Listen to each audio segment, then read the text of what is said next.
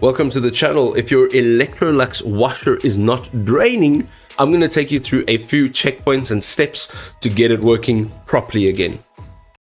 Alright, your Electrolux washer won't drain. Let's jump straight into step number one. First of all, safety first. I can't stress this enough. Always unplug the washer from the electrical outlet before beginning any inspection or repair work.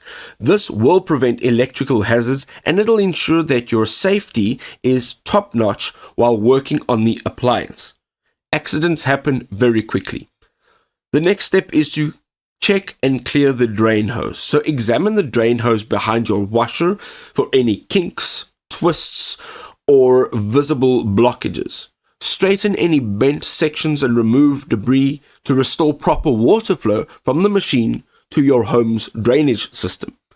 Then clean the drain pump filter. So this is located behind the lower front panel, and this filter catches all the lint, coins, and small objects. Place towels and a bucket nearby. Carefully remove and clean the filter of all accumulated debris. Step number 4. Inspect the tub for loose items.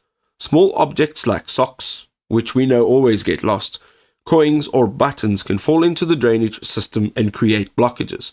Check the drum thoroughly and remove any items that should not be there. Avoid overloading and use the correct cycle.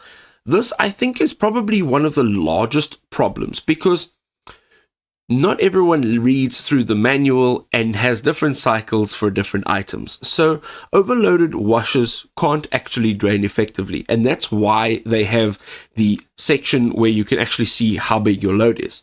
So ensure proper load size and select the wash cycles with adequate spin speeds to help remove water from clothes before the drain cycle begins. Now here's a bit of a prevention and maintenance tip. Clean your drain pump filter every 3 to 4 months to prevent lint and debris buildup. Regular maintenance keeps your washer running effectively, efficiently, and it prevents costly drainage issues from developing altogether.